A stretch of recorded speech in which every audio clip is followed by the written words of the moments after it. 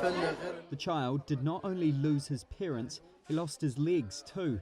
He is still a child. What did he do to deserve this? He is considered to be murdered twice by the brutal occupation. We hope that God will heal him and ease it on him.